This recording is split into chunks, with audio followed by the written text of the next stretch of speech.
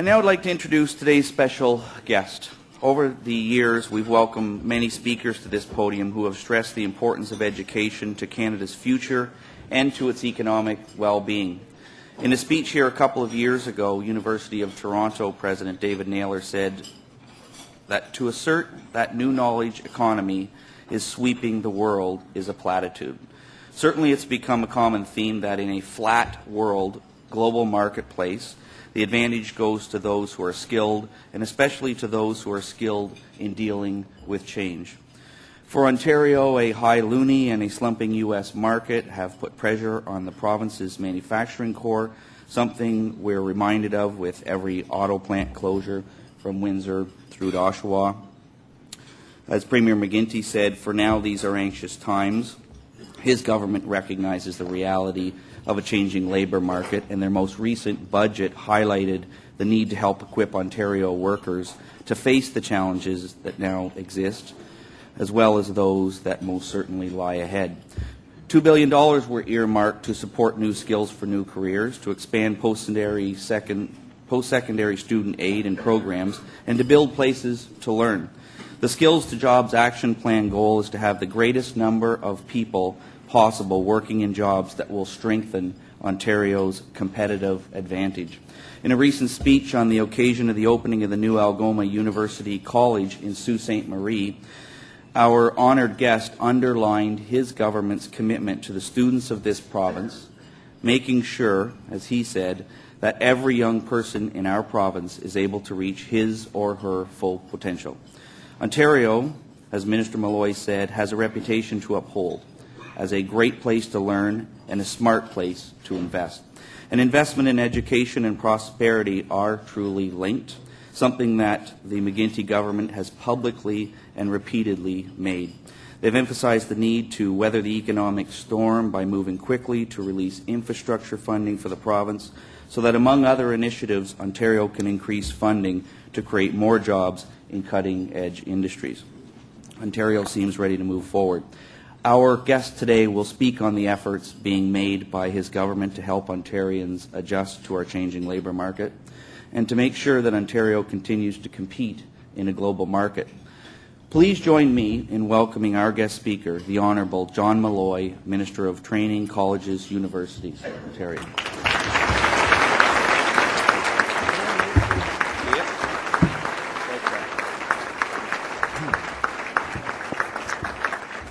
Thank you very much, Alan, for that very kind introduction, and I want to thank the Canadian Club for hosting me here today, as well as our two sponsors, the Council of Ontario Universities and TD Bank.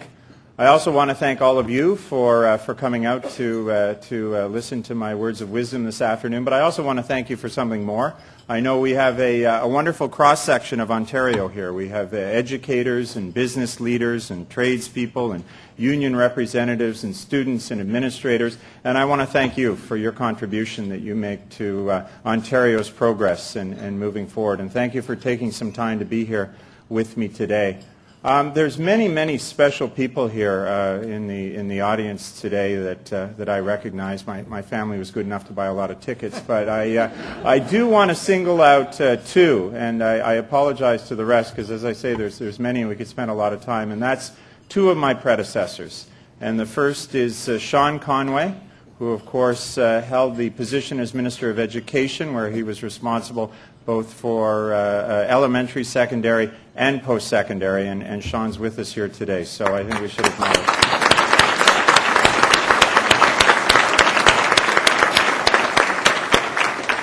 Those of you who, I believe my biography is in the little leaflet there on your table, will know that I was a page in the Ontario Legislature, and Sean was one of my heroes. And later on, I went to work at the Ontario Legislature at the ripe age of 22 as an assistant to a backbencher. And just towards the end of 1989, really just several months away from the 1990 election, I had the difficult decision of whether to go work for Minister Conway, as I called him then, in his office answering phones, or go to graduate school.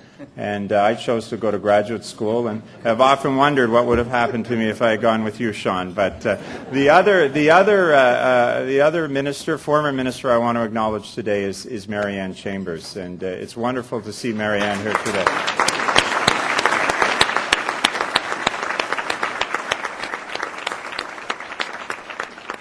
I owe a special debt. I think many of us in the room owe a special debt of gratitude to Marianne. She was, of course, the Minister of Training Colleges and Universities who instituted the Bob Rae Review, which in turn led to the wonderful 2005 budget and the announcement of Reaching Higher. So, Marianne, we're all standing on your shoulders in this sector with the wonderful work that you did here, and it's wonderful to see an old colleague. Now, I'm now have this mantle and this job, and for many people in this room, this may be one of the first opportunities you've had to see me speak. I'm relatively new to the portfolio. In fact, as we head towards the end of June, it's just been 8 months, and although it's been a busy 8 months, it just seems like yesterday that I actually received the call from the Premier asking me if I would do it. I remember the occasion well. I was actually in my garage emptying my car, and my cell phone rang. And there, sitting on an overturned blue box between my lawnmower and my weed whacker, he asked me if I joined the cabinet. So I must say, there was a little bit of a down note. I came in and told my wife, and as we were celebrating the wonderful news, I turned to her and said, did you ever in your wildest dreams think that I would be a cabinet minister? And she looked at me and said, well, actually, John, you've never been in any of my wildest dreams. But anyway. Now, I persevered, but that being said, I'm probably not in the wildest dreams of many Ontarians, but I know that we all share the same objectives. We want a safe, strong, and healthy community, healthy province for our families and for the future. And I think we all understand how fortunate we are to live in a wealthy, prosperous province where we can enjoy a wonderful quality of life. Few other countries can compete with us on that score. Yes, today Ontario is facing some economic challenges. That's not news to anyone in the room. But let's remember that it wasn't dreams alone that made Ontario what it is today. Hard work by generations of Ontarians did. Ontarians will work together, as we've been doing for more than a century. We'll tackle the economic issues, and we will build a stronger province. But I'll tell you one thing, government alone is not going to overcome these economic challenges. Each and every one of us in this room today bears a share of responsibility for helping to move Ontario's economy forward, for helping to maintain Ontario's quality of life. And that's what I want to talk to you about today. What my role is, yes, but also what your role is. The Ministry of Training Colleges and Universities, while certainly an education ministry and a social development ministry, is also very much an economic ministry. And as such, we play a vital role in delivering on the Premier's 5-point economic plan. That plan, designed to maintain Ontario's status as a world economic leader, is quite straightforward, yet very strategic. We're lowering business costs. We're investing in infrastructure for long-term benefit and short-term jobs. We're fostering a climate of innovation. We're forming new partnerships with business.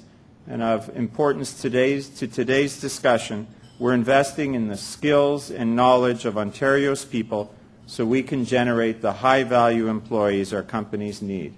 That, in a nutshell, is the role of the Ministry of Training Colleges and Universities.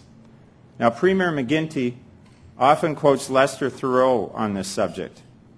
In a world where capital is borrowable, raw materials are buyable, and technology is copyable, what are you left with if you want to run a high-wage economy? Only skills. There isn't anything else. My mandate, simply put, is to make sure Ontarians have the education, skills, and training they need to help our province compete in a global marketplace. And this is not only one of our government's priorities, it's also one of yours. According to a survey of CEOs, the availability of key skills is one of the leading areas of concern to business today throughout the world.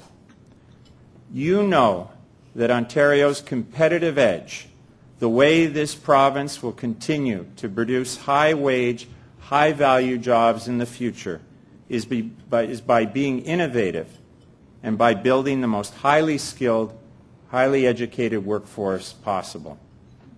But what does building our workforce really mean, and how do we accomplish it? The challenges associated with building this workforce struck me last Wednesday to be exact, when I picked up the paper and picked up any paper in the province of Ontario and read the headlines. The lead story in every newspaper was the layoff of 1,000 workers at the General Motors plant in Oshawa. Obviously, a very troubling story. These are real people, and the news affects not only them but their families and the community, and they're going to be facing a very difficult transition period. But another news story that wasn't as prominent on the same day also caught my attention. The Construction Sector Council had issued a report warning that 250,000 workers are going to be needed in Canada's construction sector over the next 8 years. Now, it's not difficult to draw a connection in your mind between these two stories and ask yourself if it's possible to make the link between one sector of the economy that is undergoing a restructuring and other sectors that might be begging for workers. The answer is yes, it can be done, but let me tell you, it's a lot more complicated than it sounds. Changing the nature and skills of our workforce is going to require creativity, some innovation, and a lot of great partnerships. There are no easy answers. Retraining a workforce isn't anything like the movies. I often wonder what people who fly planes or defuse bombs think of the movies where in 5 minutes a passerby can land a plane when the pilot dies or defuse a bomb. Real life isn't like that, but that doesn't mean there are not solutions. So this afternoon, let me share with you some of the challenges involved in retraining a workforce and some of the successes we've had. To begin with, we're not dealing with statistics. We're dealing with real people. A workforce is comprised of individuals, each with their own strengths. Not everyone can be trained to be a builder or a pilot or a bomb diffuser. So we have to reach out to people virtually one at a time, get a sense of what their needs are, and custom make a personal training program for them that makes sense. Second, we've got some 2.3 million Ontario workers who don't read and write well enough to fully participate in today's economy. Before they can be trained to take on a high-value job, they are going to need to upgrade their basic literacy skills. And we're still seeing Aboriginal people, persons with disabilities, older workers, new Canadians, marginalized in the workforce and unable to contribute to their full potential. And when it comes to our youth, although more are going on to post-secondary education than ever before, we need more young people pursuing science and technology degrees and going into the skilled trades. The government has set out to tackle these challenges in a very strategic manner. We started by making significant investments in education at the elementary, secondary, and post-secondary levels.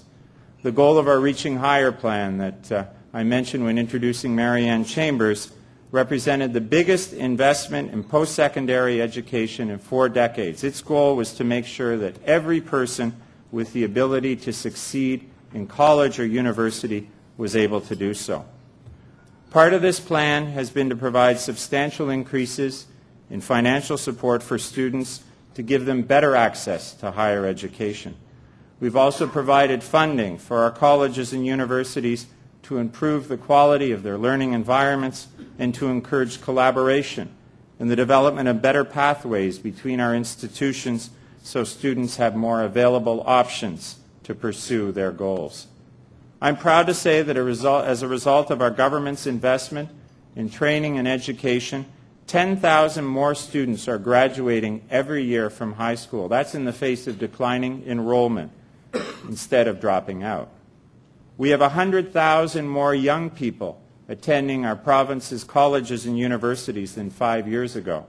And we're on track to expand by 14,000 the number of graduate spaces at our universities by 2010. We're taking steps to attract more skilled immigrants and to open up employment options for new Canadians with new bridge training programs that help them get back into the labor force faster. And we're diversifying our education system, forming new partnerships and forming new structures like the recently announced Centre of Excellence for Education and Financial Services to help us attract and retain jobs in key growth sectors.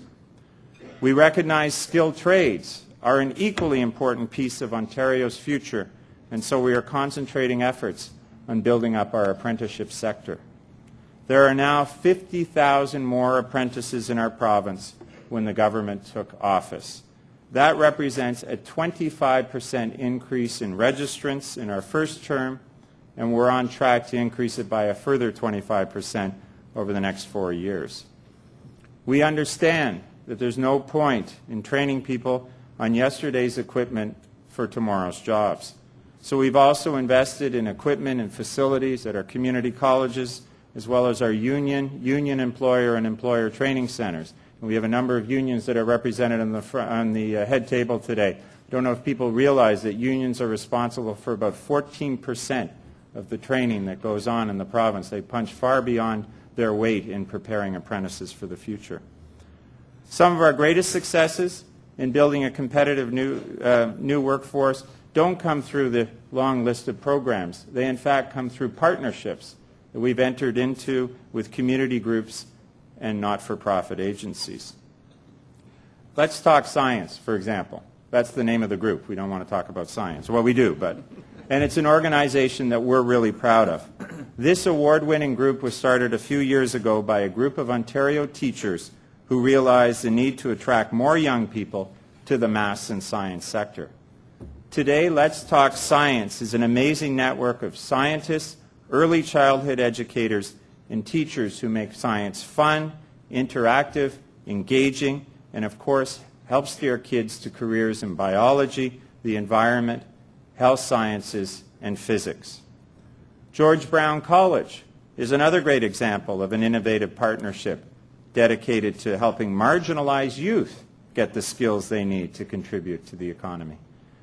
The college and its partner, the Centre for Addiction and Mental Health, are using skills training as a way to help young people recover from mental illness or addiction. The program gives at-risk youth access to on-the-job training in restaurants. At the end of the program, the students are able to choose from a wide range of jobs in the food industry. George Brown runs a similar program that teaches the basics of the construction trade. Over 80 people have graduated from these two programs over the past 5 years, and to date, the employment rate has been phenomenal. And I want to make a brief mention of Skills Canada. Skills Canada is a not-for-profit organization dedicated to promoting skilled trades and technologies. It partners with colleges, with school boards, and with my ministry. A few weeks ago, I dropped by the 19th Ontario Technological Skills Competition, which they hosted. This annual competition is like the Olympics for skilled trades.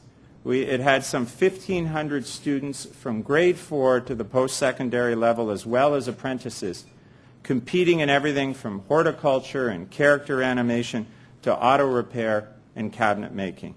And the winners go on to compete at the national and even the international level. And I got to tell you, it was the best swag that I've ever got. I got a cake from the bakery competition. I got T-shirts from every community college. I got wine from the Niagara College. I got flowers just before Mother's Day from the horticulture or the flower exhibit.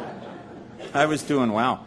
But these are the types of amazing programs that don't get the type of publicity that they should have. These are ones that are getting people when they're young and telling them how important skills trades are, what an honorable profession it is, how many pathways there are. They're creating enthusiasm amongst young people. And it's not simply the competition that Skills Canada does. Last year alone, they sponsored speaking events, speaking to over 150,000 students, and they ran summer camps in 22 communities. Now, these 3 programs are just the tip of the iceberg. And in fact, if you want to invite me back, I could go on all day. I understand we have the Pathways program, which is represented here today. Another amazing program that is a partnership between my ministry and the Ministry of Education in terms of the government side of it, but that's one where the community came together and said, how can we help young people, prepare young people at an early age to make it through high school and go on to post-secondary education and training? How can we help them overcome some of the obstacles? And I'm proud to say the government came to the table in partnership, and I'm proud to say that it is an outstanding success, and we look forward to seeing more and more graduates, and we welcome you here today. Where are you? There you are. You're over at table 26, so it's great to have you here.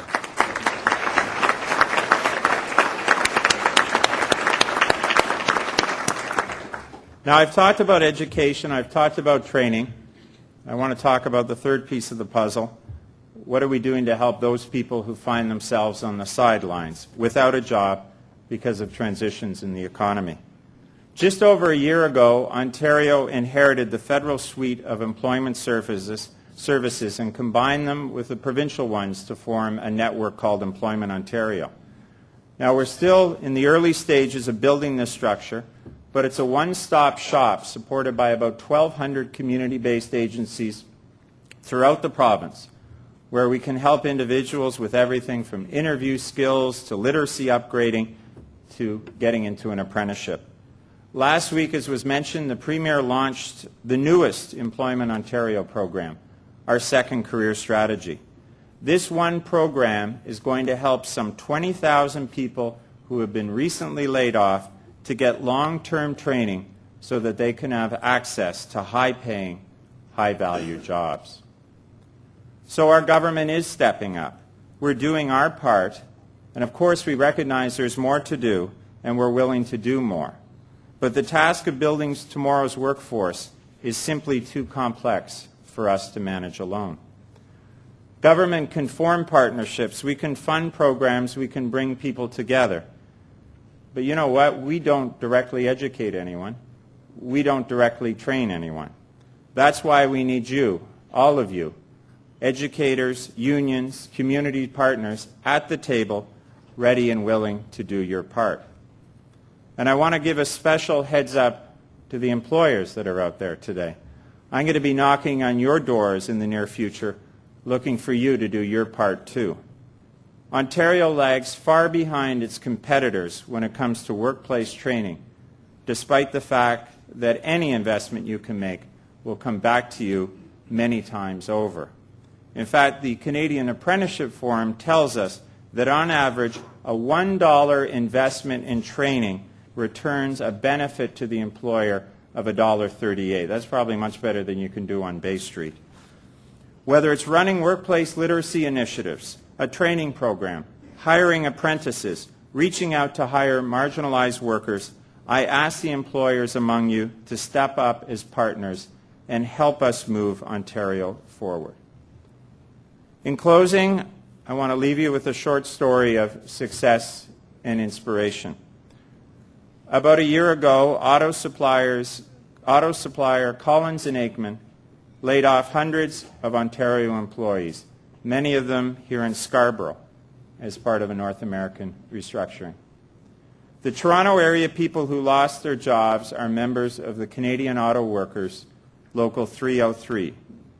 Now, this was not the first or the last uncertainty that Buzz Hargrove and his workers have faced recently, and I'm sure I'm not alone when I say our heart goes out to these workers and their families. 14 of those employees didn't have the literacy skills they needed to find a job. Now, they didn't despair or give up. They decided to go back to school.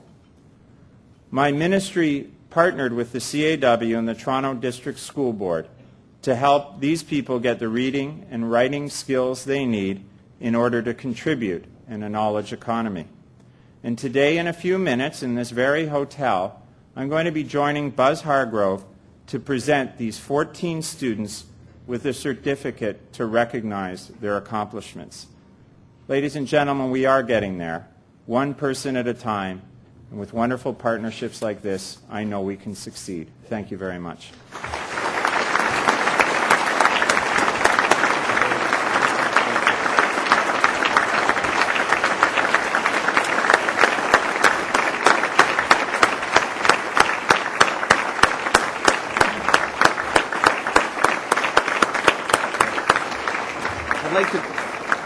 I'd like to call on Nick Chambers to come and provide some kind regards.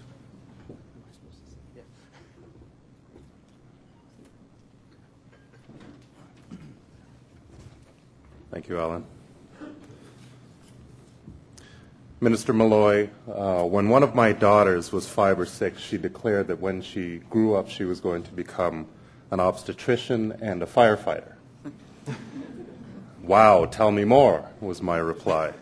Well, she replied, on Monday, Wednesday, and Friday, I'll deliver babies, and on Tuesday, Thursdays, and Saturdays, I'll put out fires. So, Minister, you are not alone in recognizing the rules of work have changed. On a related note, in high school, we were told that in the near future, most adults would change careers 3 to 5 times before reaching retirement. Cool, I thought, because who wants to do the same thing forever? In reality, many adults change careers not because they want to, but because they have to. We don't have to look far to see evidence of widespread examples of that reality. And in reality, workers and employers cannot be left to navigate this new labor market alone. So on behalf of the Canadian Club of Toronto, I would like to thank you, Minister Milloy, for demonstrating to us that as the rules change, the playbook must also change. Clearly, changing the nature and skills of our workforce, to use your words, is no small feat. We look forward to hearing more from you regarding your plans, your progress, and the ways that all of us can remain involved. Ladies and gentlemen, please join me in applauding the leadership of our Minister of Training Colleges and Universities, Minister John Milloy.